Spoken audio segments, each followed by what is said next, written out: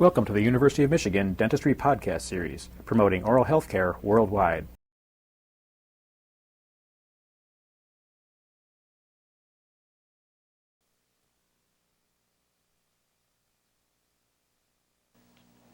The setting of the articulator is involved with adjustments in the condylar elements.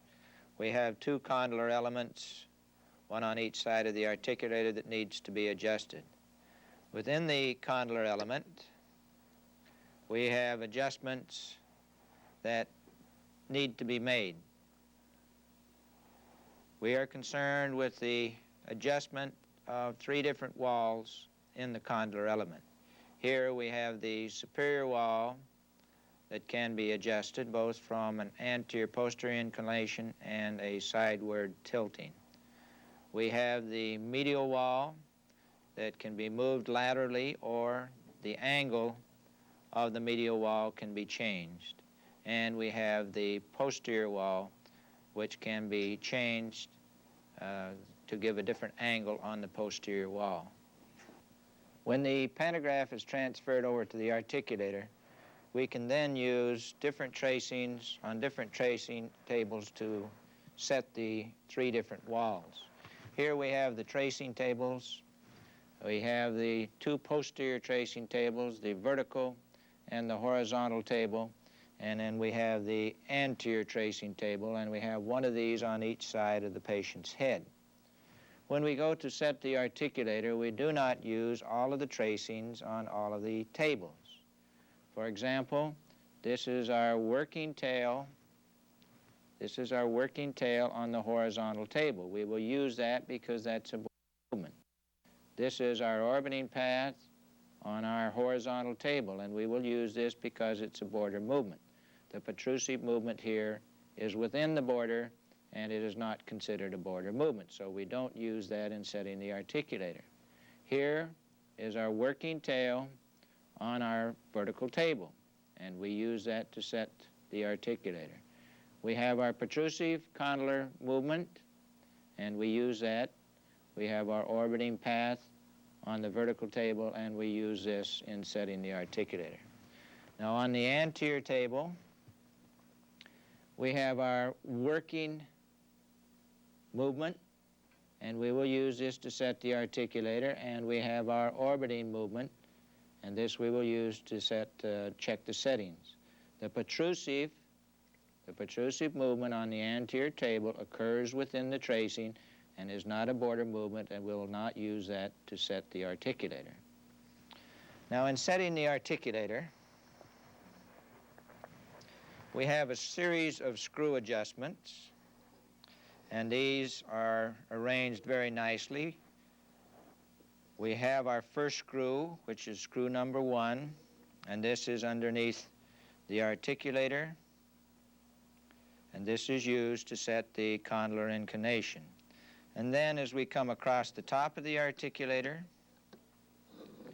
we have a series of screws. This would be the second screw and the second adjustment. This is for our immediate side shift. The next screw that comes across, screw number 3, is for our progressive side shift. Screw number 4 is for the posterior wall. We then go to our adjustments of setting the intercondylar distance, which we will do with the screw adjustments on the back of the articulator, and then we come back to this screw, screw number 5, and we use this to set our superior wall.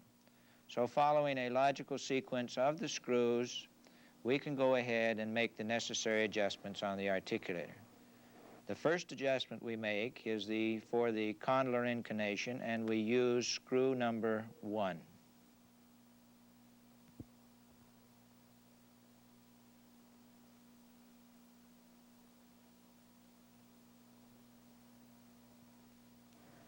The loosening of screw number 1 allows us to tilt or change the angle of the superior wall in an anterior-posterior direction, and we can go ahead and set the protrusive condylar inclination. If we look at this area schematically, we will be using the posterior vertical tracing, we will be using the protrusive tracing on that table. And what we want to do is to adjust the condylar inclination so that the stylus tracks the protrusive line the best that we can get it. We will be dealing with the screw adjustment here under the articulator, and loosening this screw allows the superior wall to be tilted up or down in an anterior-posterior direction. The scale that we'll be using is on the back of the articulator, and this scale gives us the units in degrees. We have here our stylus on the vertical table, and we want to adjust the tracking of that stylus to this lower line on the vertical table. We will undo the screw here, which will allow us to tilt the superior wall up and down, and we will adjust the angulation of the superior wall until we track the line the best we can with a straight fossa element in there. So we loosen the screw, loosen it slightly, then we move the articulator in a protrusive movement,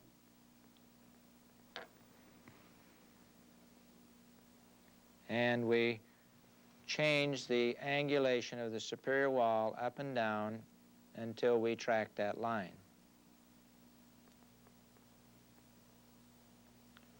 Okay, we have the stylus moving up and down as we change the inclination of our condylar element. We move it up until it tracks the line.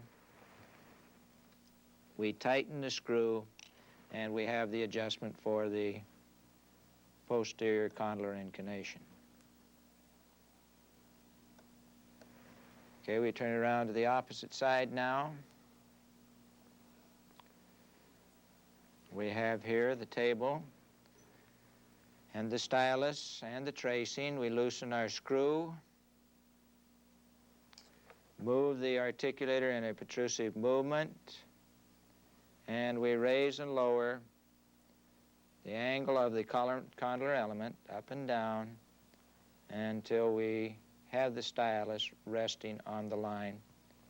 And this is all there is to the protrusive condylar inclination. And we have tracked that, averaged the tracking of that line the best we can with a straight condylar superior wall in there.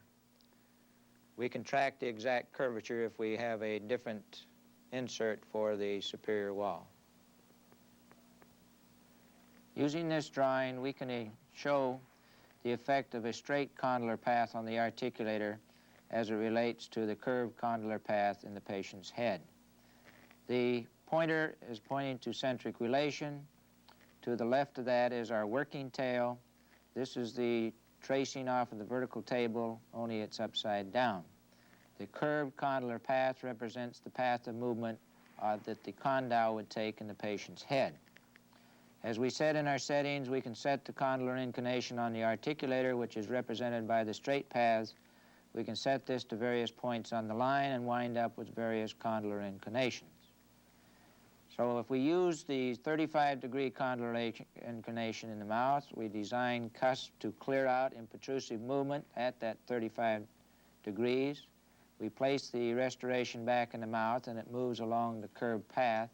You can see that we're going to get further separation of our posterior teeth. So the straight condylar path has no effect on the protrusive movement if we want the posterior teeth to separate. However, if we're going to use a long centric or we want to balance occlusion on the articulator, the curved condylar path is significant. If we mount the casts on the articulator in centric relation at the pointer again, and we move forward on the articulator to centric occlusion along the 35-degree condylar path, you can see there would be a discrepancy between the mouth and the articulator. So if you're going to balance occlusion, or use a long centric, you might want to use a curved condylar insert. These curvature condylar paths can be purchased. The curvature represents different radiuses for a circle. These can be placed into the articulator. We have a small screw here that we can undo, take out, and then we can slip the flat superior wall out, place in our curved superior wall, and we have a curved surface here.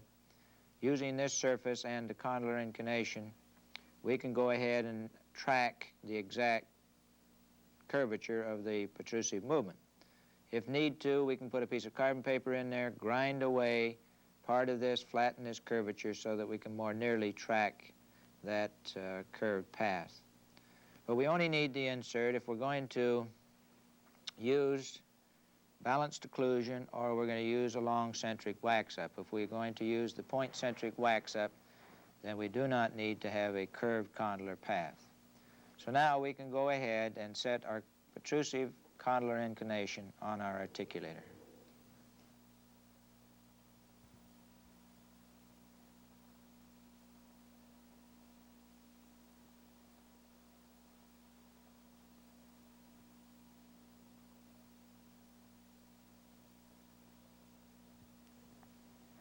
The next two settings of the articulator involve the adjustment of the medial wall. The medial wall in the immediate side shift adjustment can be moved laterally away from the condylar ball. The progressive side shift involves the changing of the angulation of the medial wall to give us our progressive side shift.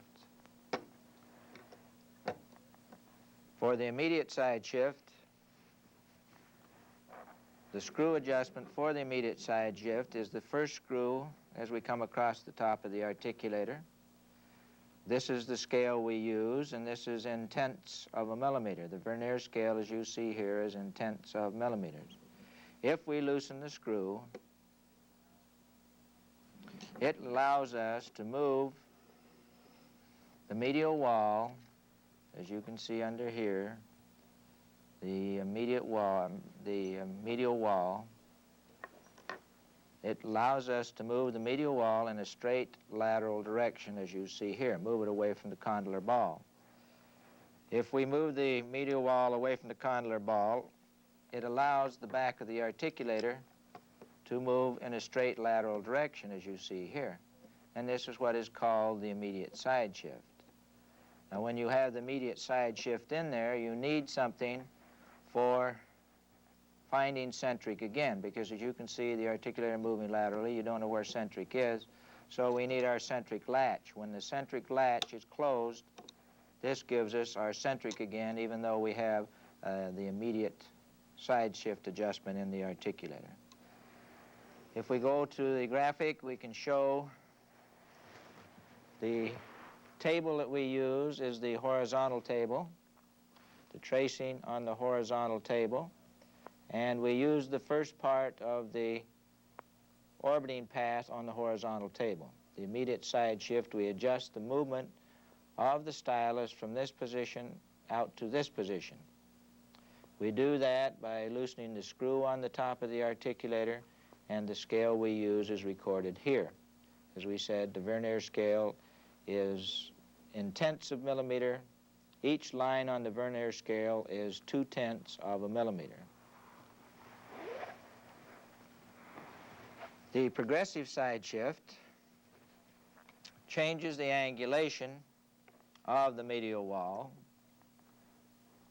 The adjustment for the progressive side shift is the second screw as we come across the top of the articulator.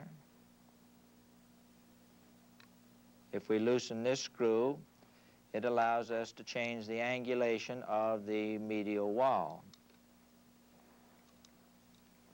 The first one we had, we let the medial wall move laterally. This one, you can see, changes the angle of the medial wall, and this gives us our progressive shift, or this is the typical Bennett shift on most articulators. If we go to the graphic now, we use the same tracing, but the progressive side shift is adjusted by the last part of this line. So we would adjust it so the stylus tracks the latter part of the line. The screw adjustment was the second screw on the articulator, top of the articulator, and this moves the medial wall in an angular direction, and the scale we have here is in degrees, 5 degrees increment, and that would give us our degrees of side shift. In setting the immediate and progressive side shift, we would use the posterior horizontal table, and we'd use the stylus on that tracing.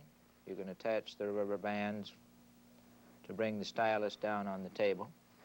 Then when we loosen the screw adjustment for the immediate side shift, that allows the posterior part of the articulator to move laterally, as we said, and you can see the effect that it has on the stylus. So as we move the adjustment, make the adjustment, you can see that the stylus moves in a straight lateral movement.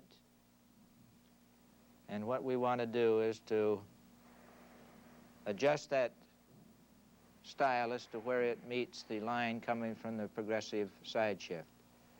If we look at the blown up section of this area, we have an imaginary line coming from our progressive side shift. You project a line from this down to where the immediate side shift would come into contact, and then you would adjust the immediate side shift so that the stylus comes over and contacts that line. This is the adjustment for the immediate side shift. You project a line and make the adjustment of the immediate side shift so that the stylus touches this imaginary line. We now go back to the articulator, and we can set the immediate and progressive side shift together. These are set together because they affect each other. So now we go ahead and loosen the lock screw for our immediate side shift. This allows the articulator to move straight laterally, as you can see here, and see the effect on the tracing.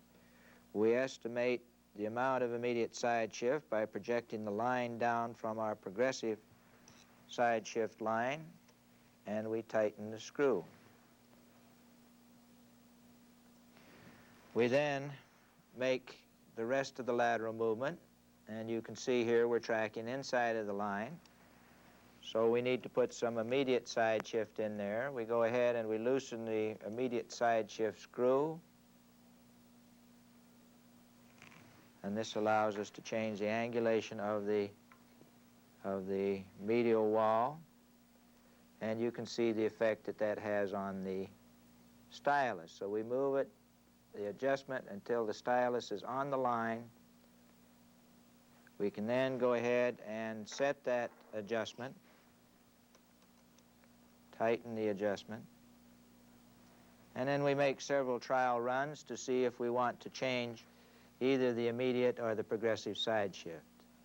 So we have in there, we start from centric, we have in there our immediate side shift, and then we have our progressive side shift in there. And you can see that we track the latter part of the line. There is our immediate side shift and our progressive side shift. And these two affect each other. They're reciprocal movements. But generally, the most that you would have is from 2 to 4/10 of immediate side shift. And then once you have that much of side shift in there, the progressive angle would probably be somewhere around 8 to 10 degrees of progressive side shift. So these settings are not extremes. We've set this side of the articulator. We could now go over to the opposite side of the articulator and set the immediate and progressive side shifts together. To explain the effects of these settings on the occlusion, we could go back to our graphics now and explain what we have done. The solid line represents the movement of the condyle in the patient's head. In adjusting the articulator with straight inserts in here, we have created what we call clearance in this movement. The lateral movement of the condyle has to do with immediate and progressive side shift and the timing of the side shift. As you see here, there was some lateral movement and posterior movement of the condyle as it made this tracing. So with our straight inserts in the articulator and adjusting in the immediate side shift, we cause the articulator to move straight laterally, and we would wind up with a clearance on our occlusion, which is represented by the dotted lines and the curved line from the patient's head. And this would give us clearance or a wide centric. Now, most articulators do not have this setting, and if we represent the tracing that we'd have on an articulator without a timing of the side shift, we can see that most articulators, the Bennett angle would be set according to this line. And if this is true and the restoration is made on the articulator, we go back to the mouth and we place it in the mouth, we'd have interference between that dotted line and the actual movement in the mouth. So on most articulators, the timing of the side shift is ignored, and we would have interferences in the restorations when we go back to the mouth. Now, if we wanted to do a point-centric wax-up, we would need to track the line exactly. And as you can see, it's a curved movement, so we cannot track it with the straight inserts that we have in the articulator.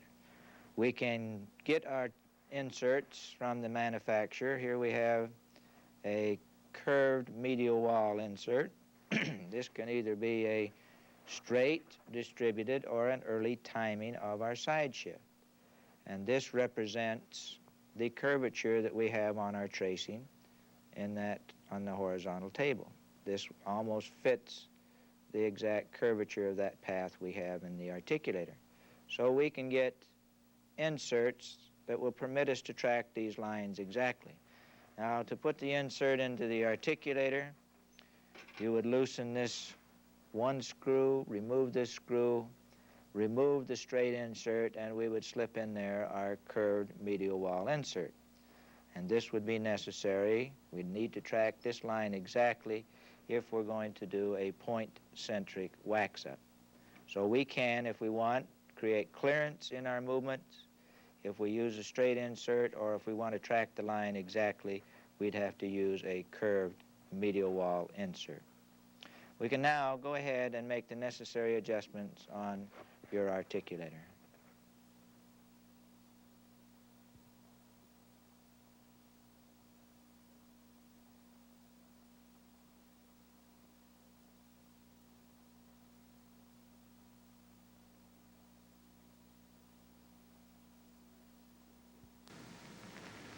This adjustment is used to simulate the working condyle that moves forward or backward.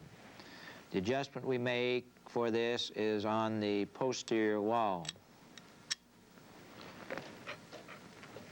The posterior wall has an adjustment so that we can change the angulation of this posterior wall. The screw that we use is the third screw on top of the articulator. We loosen this screw, and it allows us to move the posterior wall from side to side. And you can see that we use this scale. And as we move that from side to side, you see a forward and a back. And as we move that from side to side, you can see what that does to the posterior wall.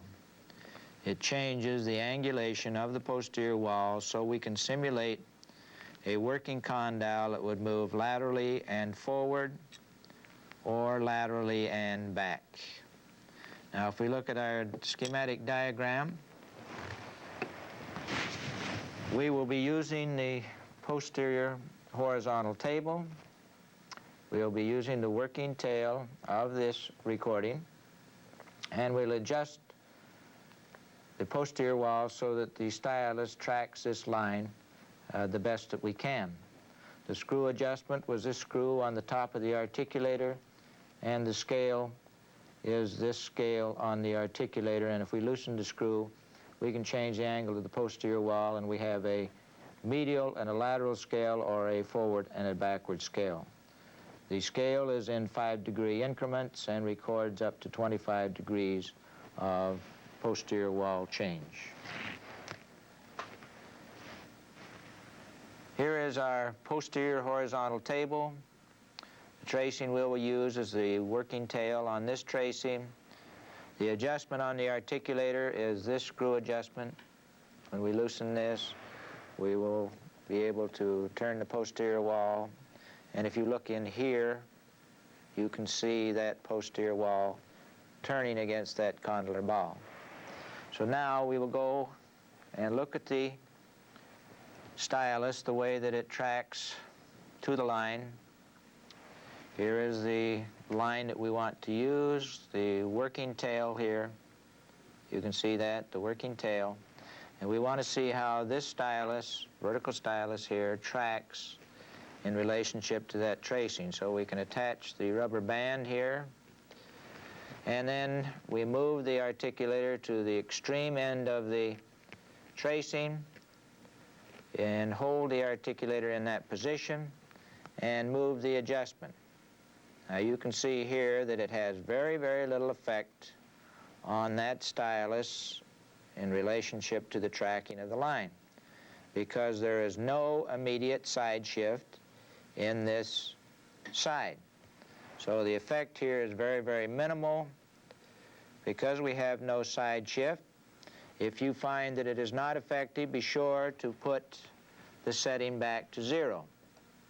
As you see here now, we track this line fairly well, and we didn't have to put any posterior wall change in there, and we set the setting back to 0. Now if we look at the opposite side, set the posterior wall on the opposite side of the articulator.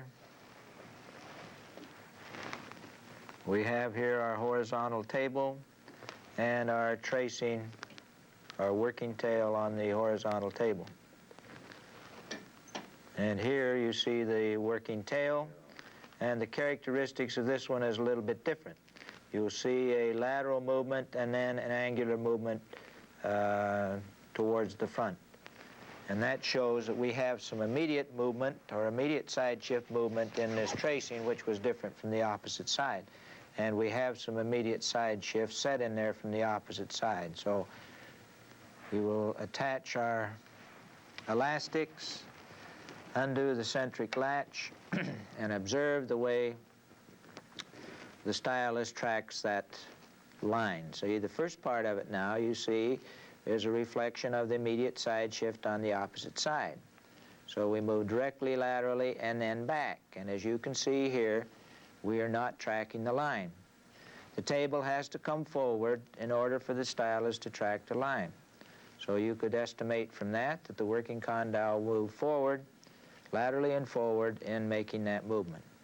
So now to adjust for that, we would loosen our screw on the top of the articulator, which loosens the posterior wall adjustment. We hold the articulator over to the end of that line, and we should be able to adjust the stylus so it tracks that line by moving the, see how we move this from side to side now, and it moves that stylus in relationship to that line. Now we put in too much, and now we move it over till it tracks the line. We tighten the lock screw, and that should be our setting. And now we make a couple of trial runs, trial moves, to see how we track that line. So we start from centric here, we move laterally, and then back along our line. And you can see here that we track that line very, very accurately now. The first part of it is immediate, and then we have our posterior wall. So here with an immediate side shift, there was quite a dramatic effect of the setting of the posterior wall. Now this setting of the posterior wall, if there's immediate side shift, also has some effect on the anterior table, and we will show that effect now.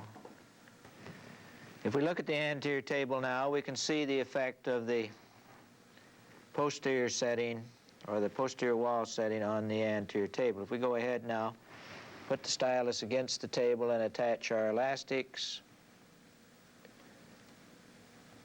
and then we move the articulator on the medial leg of the tracing. And you can see here we're just a little bit anterior to that line. Now, that's with the setting that we have in the posterior wall. Let me change the setting of the posterior wall, change the adjustment way over to the forward movement side, adjust it way over to the side.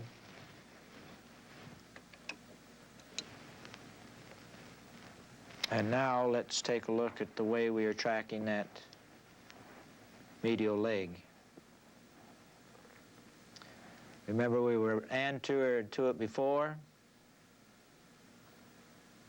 and now we come back and we're almost tracking the line. Okay, let's move it completely over in the opposite direction to the full extreme, to the backward movement, and let's go ahead and follow that movement again.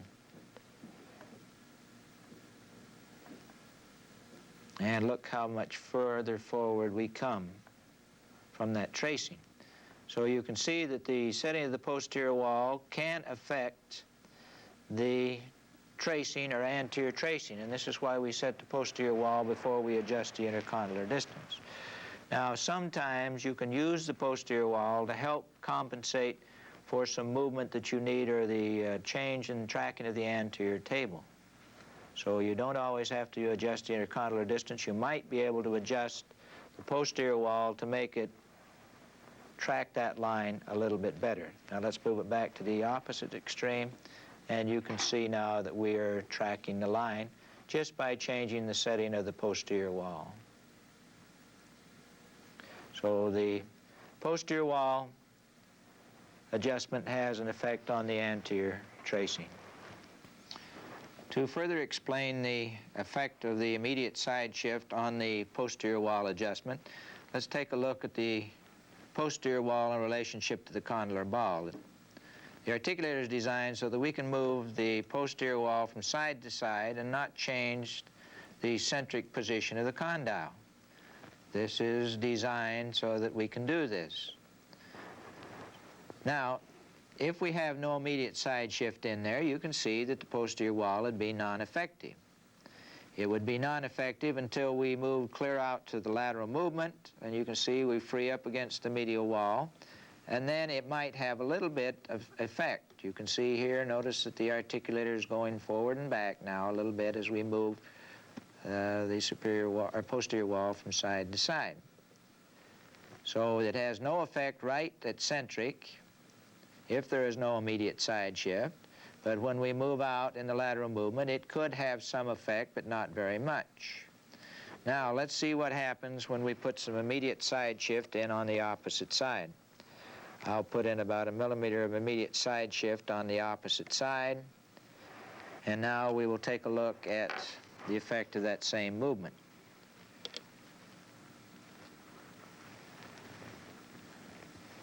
In centric, we can see that it does not move, but now if we go to our immediate side shift, see that we move sideways in the immediate side shift. Now notice the effect of this posterior wall. Notice how the articulator goes forward and back as we rotate that condylar ball. So if we have side shift in there, the setting is effective around centric. If we don't, then it's not effective until we go out to our extreme. So we need side shift in there for this setting to be effective. Now, to show the effect of the condyle moving forward or back, we'll adjust the posterior wall to one of the positions. We'll put it over in the extreme forward position, and notice how the condyle moves. Here, as it moves laterally, it simulates a condyle moving laterally and forward, as you can see here. Now, if we turn it the opposite way, extreme backward movement, now as the condyle moves laterally, it moves back. So we can simulate a working condyle that moves laterally and forward or laterally and back. Now, if we look at a tooth, we can show the effect of these movements on the working movement on the occlusal surface of a tooth.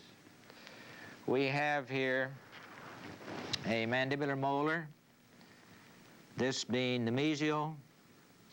If we designed our restoration now on an articulator without the movements of the working condyle, and we designed a cusp to move laterally in this groove, we can see the effect on it when we put it back in the mouth. If we put it back in the mouth and we find out that the working condyle moved laterally and forward, we would find that we would have errors now in the movement of the cusp. We would find now that in the mouth, where the condyle moved laterally and forward, it would move in a path of direction along here, and all of this would be interference. Likewise, if we put it in the mouth where it moved laterally and back, we would find that the condyle, or the supporting cusp, would now move along this direction, and all of this would be interference. So the tracking of the working condyle with the movements in a anterior and posterior direction are important. If we look at an anterior tooth now, here's a mandibular incisor. We can see the effect it would have on the anterior teeth. If we designed an anterior restoration where we had no anterior-posterior movement of the working condyle on the articulator, and the path of movement was represented by the red arrow, and we put it back in the mouth, and the working condyle moved laterally and forward, we would find that this would produce an interference on the restoration back in the mouth. If we put it in the mouth and there was a lateral and posterior movement of the working condyle, we would find that it would cause a separation or would not produce any errors on our anterior teeth. So on the anterior teeth, the condyle that moves laterally and forward is more significant. Now, if we can look at this on the lingual surfaces of our maxillary anterior teeth, we can see again the effect. If we had no side shift, it would move along this direction. If we had a condyle that moved laterally and forward, it would move along this direction and produce errors. If we had a condyle that moved laterally and back, we would have clearance on our guidance surfaces. We can now go to the articulator and set the posterior wall adjustment.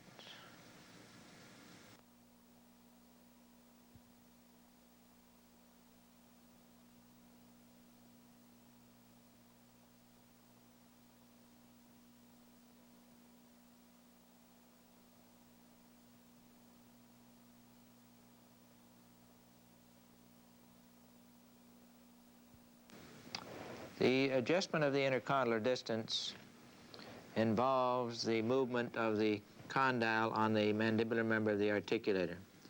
If we loosen this screw, we can move the condylar ball either medial or laterally. And you notice that it changes the relationship of the ball to the medial wall.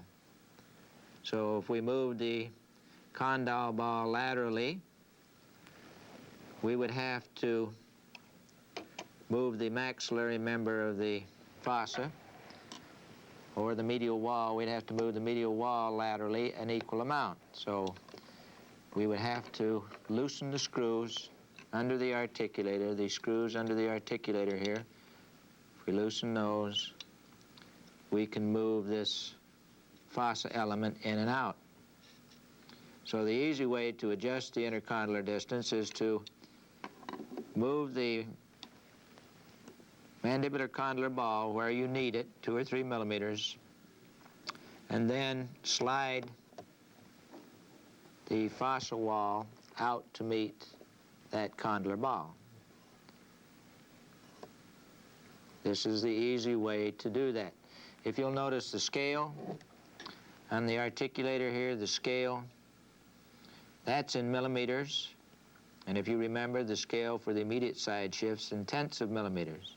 And you can eliminate or erase your side shift easily if you don't move the maxillary and mandibular members of the intercondylar distance the same amount.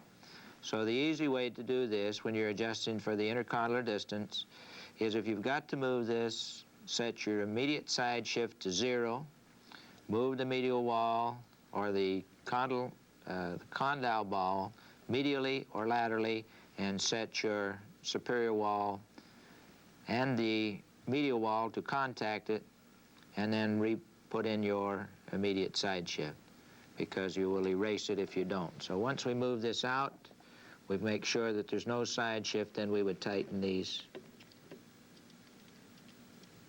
screws, and we would have the setting for the intercondylar distance. Now on the diagram, we can show where we get our adjustments for this intercondylar distance. We use the anterior tracing table, and we use the medial leg or the working tail on the anterior table. We use this part of the table. If this is on the left side of the articulator, this is the left condylar ball, we use the medial leg of this tracing to make the adjustment. And what we would do is to move the articulator and see which way the stylus tracks in relationship to the line. If the stylus is tracking forward of the line, this means that the radius for that movement must be shortened, and then the way to shorten that would be to move the condylar ball to the lateral. So if you're outside of the line, you want to bring the stylus back under the line, you would move the condyle ball laterally. Likewise, if you were tracking and you were inside of the line with the stylus, and you want to lengthen that radius, you would then move the condylar ball medially. So you would read the anterior tracing and make the adjustment on the intercondylar distance. In setting the articulator, we have our anterior tracing tables, and we have the tracing on the table that we are going to use, and we want to see how the stylus tracks in relationship to that tracing. So we put the stylus down, and we can attach our rubber band for the movement. And now we move the articulator and see which way the stylus moves in relationship to the tracing. And as you can see here, and as it happens in most cases, we are tracking the line very nicely at this point. If we were tracking outside of the line or forward of the line, using the medial tracing, we only use the medial tracing. If we were tracking outside of the line, we'd have to adjust the intercondylar distance, move the condylar ball and the medial wall towards the medial. If we were tracking inside of the line, we would have to move the condylar ball and the medial wall medially in order to make this adjustment. But most of the time, by the time you get to this point of the setting, you are tracking that line very closely. Now, in changing the intercondylar distance, it's best to use 2 to 3 millimeters of intercondylar distance change to be very effective on the articulator. So put at least 2 to 3 millimeters in, then come back, check your movement, and see whether you need more or less setting. Now, if we look at this line in relationship to the occlusal surface of a tooth, we can see where this comes into play. This has to do with our ridge and groove direction on the tooth. The blue line represents the medial leg, and this was the leg that we was using to adjust the intercondylar distance. But this gives us the path of movement of the working condyle. The red arrow, or the red line, represents the balancing movement or the orbiting path of the supporting cusp that rests in that fossa area. And that gives us our balancing or orbiting path ridge and groove direction. The black line represents the protrusive movement, and this is where this anterior tracing or the setting of the intercondylar distance or tracking the anterior tracing, this is the effect that it has on the occlusal surface of the tooth. We can now go ahead and set the intercondylar distance on our articulator.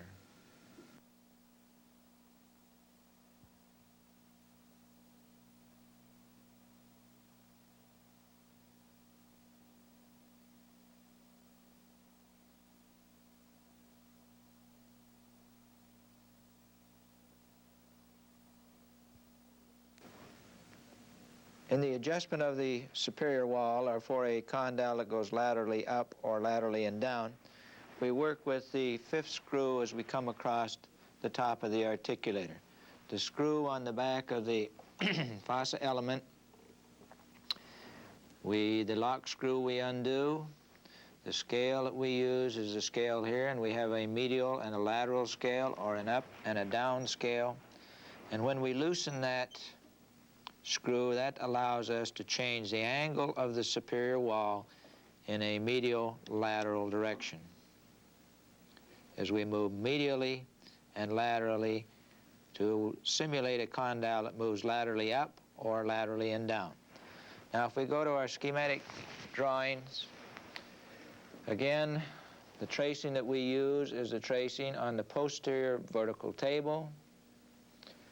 The part of the tracing we use is the working tail, working movement on this vertical table, and we want to adjust the superior wall so that the stylus tracks that line to the best we can with a straight insert in there. As we said, if we loosen the screw is on the back of the articulator, the scale is on the back of the articulator, and it allows us to change the superior wall in a medial lateral direction. On setting the superior wall adjustment on the articulator, we would use this screw, lock screw. We loosen the lock screw. That allows us to change the superior wall either up or down, and we would use this scale on the articulator. The recording that we use, or the tracing we'd use, would be the tracing on the vertical table here, the posterior vertical tracing, and we would use the working tail on this tracing. That is the little working tail, and we want to adjust the stylus so we track that line the best that we can. So we put the stylus against the table. We can attach the rubber bands at this time. It's well to not leave the rubber bands attached all the time, because if you open the articulator, you may get a stylus caught on the apparatus. Now what we would do would be to see the way we move in relationship to this line. And you can see we cut across part of the corner on that line. And this is what we want to adjust, is the superior wall, so that we would track that line better. Now in order to track that line, we must have a intermediate adjustment on the opposite side. If we go to this graphics, we can see what we're trying to do. If we're trying to set to the working tail on this side, if we move or adjust something to move up on this side, it will move down on this side. And we can explain that by the use of this diagram and these two arcs that we have here. If we have the point on this tracing going over to a point on that tracing, the crossover is here at the working condyle. And if we raised this point over here, from here up to here, it would move this point down from here to here on this side. So we have not set the working tail on this side. So in order to set the working tail on this side, we must come over to the opposite side and set the articulator momentarily to the orbiting path movement. We need to adjust it so that when we go into a lateral movement, this side adjusts or tracks the orbiting path. And we do this by changing the condylar inclination on the articulator. So before we can set the setting on this side, we must go over to the opposite side of the articulator and make the adjustment so that the orbiting path tracks the orbiting tracing. The stylus tracks the orbiting tracing. So we go into the orbiting movement as we see here, the lateral movement on the orbiting path, and you can see here that we are way low below our orbiting path. The orbiting path is that top line on the vertical table. So we want to correct that, raise that just a little bit. We do that by loosening the screw for our condylar inclination. We'd want to change our condylar inclination a little bit. We come back on the line. Again, we've got a flat insert in here. This has already been set to the protrusive. We want to raise that a little bit until we're tracking the orbiting path and that adjustment is kept in there momentarily. Now once we've got this set to track the orbiting path on this side, we're tracking the orbiting path fairly well on this side. We can go back now to the opposite side again and set to our orbiting path. So here we would look at our tracing again and watch the way we're tracking that tracing. Now when you move the articulator, make sure the back of the articulator goes towards the movement, and we watch to see the way we're tracking that line.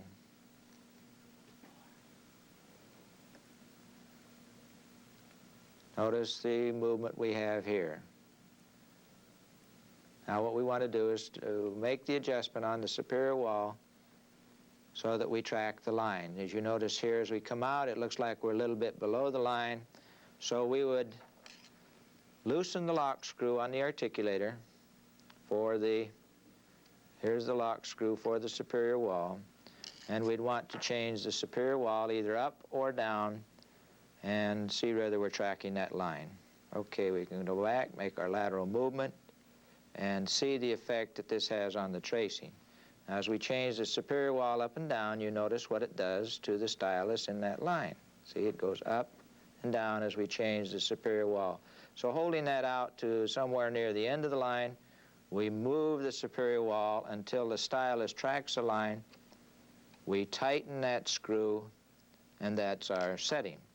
We can go back and we can make a couple of trial runs on our tracing to make sure that we track. But you see now we track that working tail quite nicely.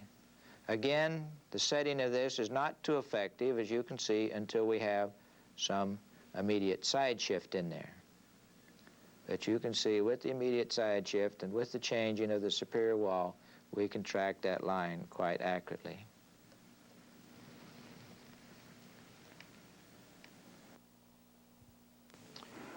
The setting of the superior wall can have an effect on both the protrusive path and the orbiting path after we've set it to the working tail. You should check the tracking of the protrusive path after you've set the superior wall by moving the articulator into protrusive again. You notice that the stylus on the horizontal table has a certain relationship to the protrusive line now. If we move it laterally without changing the setting, you can see the effect that this would have due to the superior wall. Notice as we move it from side to side, notice the tracking of the stylus on the vertical table. And as we move it from side to side, this causes that stylus to go up and down.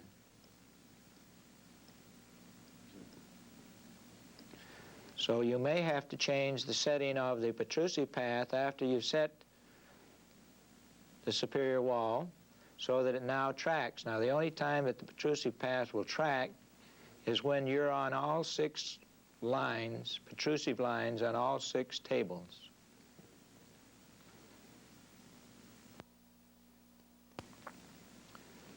So when you want to check the protrusive path, go back on all 6 of your protrusive lines, and this is the only time it would be valid. Also, for the orbiting path, when we go into an orbiting movement, generally you'll be tracking the orbiting path now as we go into our orbiting movement. The orbiting condyle is now on a different surface on the superior wall due to our setting. You notice again the movement we have here,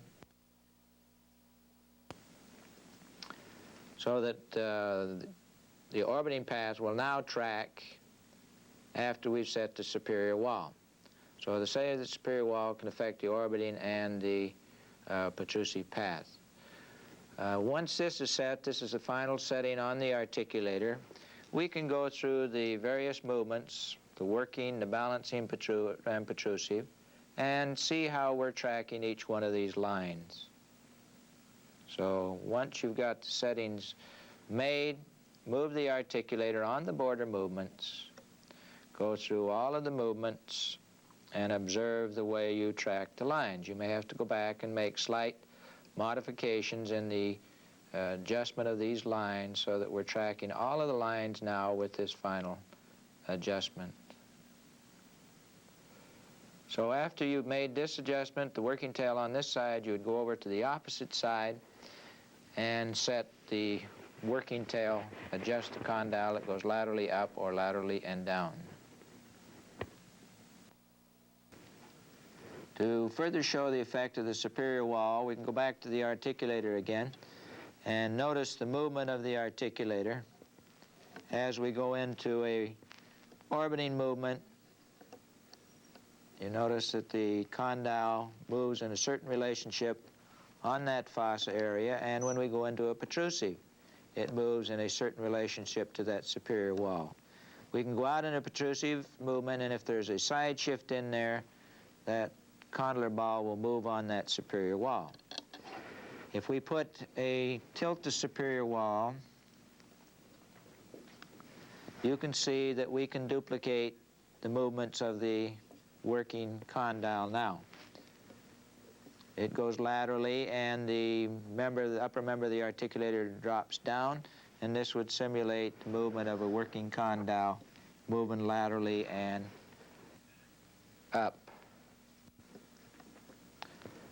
If we go into a balancing movement now, you can see that we're moving on a different area of that superior wall, and that adjustment would have an effect on that orbiting path. Also, if we went into a protrusive movement and moved from side to side, we would have a different protrusive setting for each one of those movements. Now, if we turn it the opposite way, we can see here again that we would duplicate the working condyle, a different movement of that working condyle as it goes laterally, and we could change the setting of that orbiting movement and also the protrusive movement. If we see the effect that this has on the teeth, we have a maxillary and a mandibular molar. If we have a working condyle that moves laterally and down, this would separate the teeth further. And as you can see here, we would have no effect, or we'd have clearance on the posterior teeth as this moves laterally and down.